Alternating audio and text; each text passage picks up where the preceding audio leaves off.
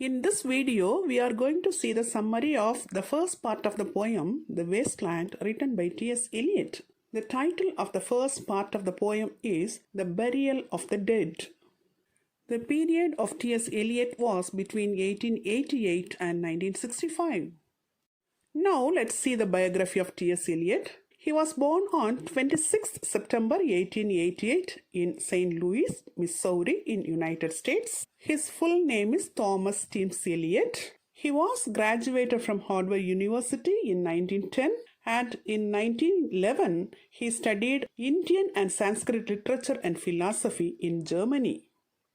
In 1915 he married Vivian Haywood Elliott in England. In 1917, he entered the foreign department of the Lloyds Bank. In 1923, he became the editor of the Criterion. In 1925, he joined the publishing firm Faber and Faber, of which he soon became the director. In 1932, he published his masterpiece, The Wasteland. In 1948, he was awarded the Nobel Prize for Literature. In 1947, his first wife died, and in 1957 he married his private secretary, Miss Valerie Fletcher. Then he died on 4th January 1965 in London, United Kingdom. He is regarded as one of the major poets of the 20th century. He is the harbinger of modernism in English literature. He is one of the most respected critics of the present day. The 20th century in English literature has come to be known as the age of T.S.Eliot. Now let's see a brief note on the poem The Wasteland. This poem is a landmark in the history of English poetry. It is considered as the greatest poem of the 20th century. It consists of about 433 lines. It is regarded as the epic of 20th century. Most of the poem was written in 1921 and it first appeared in print in 1922. It was initially a much longer poem, but Eliot's friend Ezra Pound edited and gave it the present shape. It was written in epic style.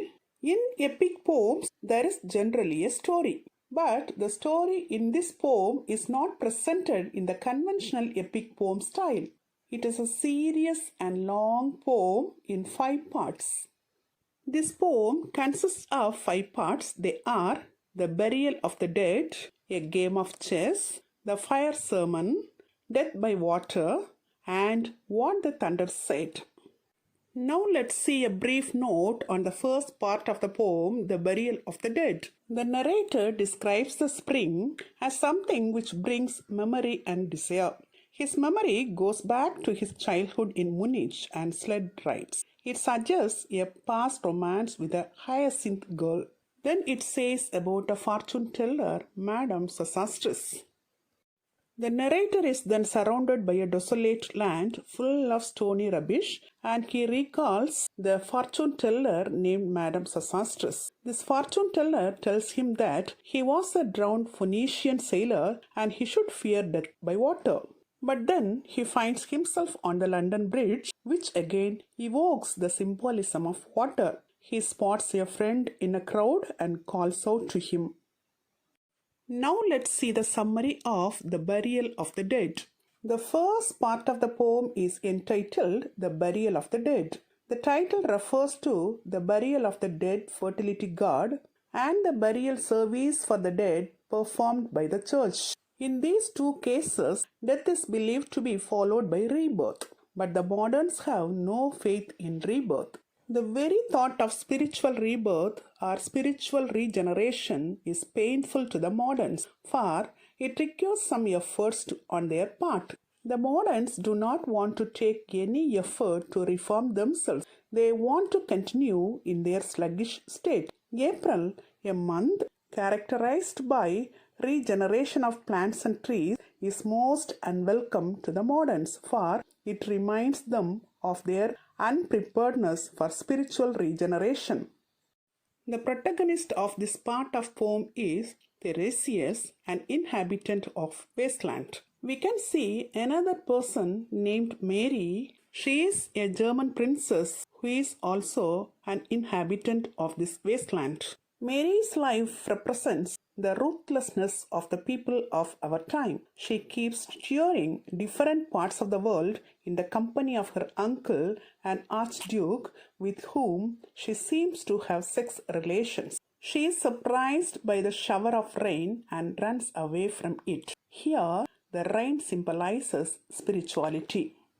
Tiresias looks around himself and sees only waste and barrenness. The stones, dead trees, dry stones without any sound of water, the hot sun, all these things symbolize the spiritual desolation of our time. Nothing spiritual can grow in this wasteland. People have only broken images, that is, wrecked hopes and ideals to comfort them. They are victims of all pervasive fear.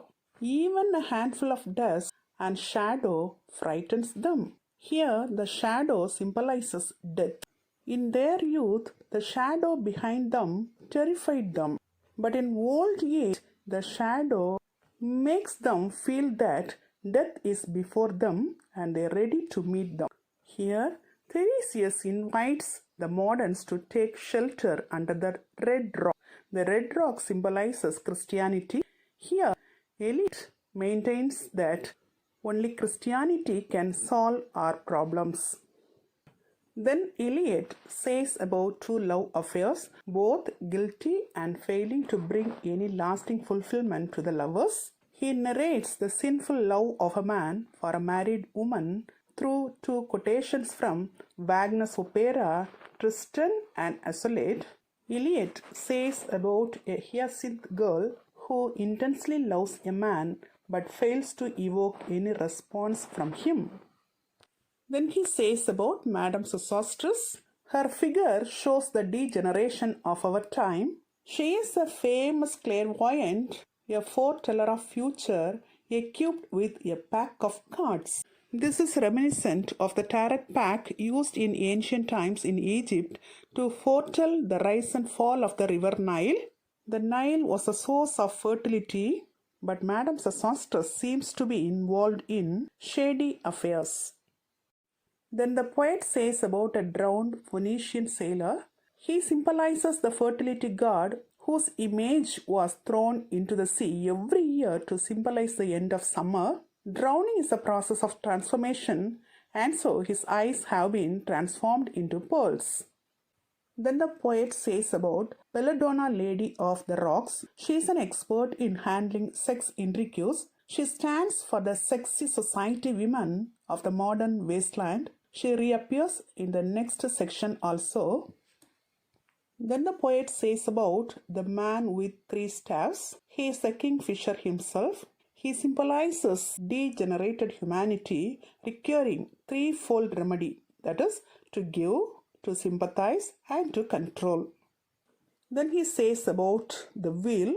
The wheel stands for the efforts of degenerate humanity to guide and control itself without caring for divine guidance. It may also stand for the flux of life and the cycle of seasons. Then we come across the one-eyed merchant. He is Mr. Eugenides, the Smyrna merchant. He, in the past, brought both religion and sexuality to Europe. Now he has only one eye, that is, he has only sexuality and has lost his religious function.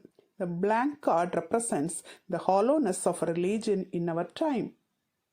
Then we see the hanged man. He is either Christ crucified or the dead fertility god.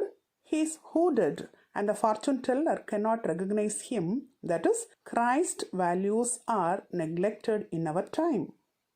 Then the poet says about the crowd of people walking in a ring. It refers to the London crowds going through their daily round of existence, dull, boring, and monotonous. Tiresias surveys the unreal city London and the crowd moving over the London Bridge. They go about their routine work without any spirituality. They start their work at 9, which was also the hour of Christ's crucifixion. But the hour means nothing to people. The stroke of 9 does not remind them of Christ's agony. These people are spiritually dead. Eliot implies that all European cities, including London, are unreal. Here we can see the loss of faith among the people, which has always resulted in sterility and spiritual death. Then Eliot says about another one person named Stetson. He is the friend of Tiresias. Tiresias had at first met him at Mylae, an important naval battle. Eliot ends this part with a French quotation means, "You hypocritical reader, my fellow man, my brother," which completes the universalization of Stetson. Here Stetson represents every man, including the reader and Eliot himself. Then Eliot mentions about corpse and the dog.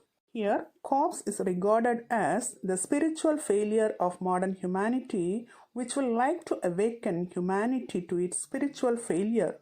But people do not like to reform themselves spiritually, and so they want the dog to be kept away. That is, they suppress their conscience.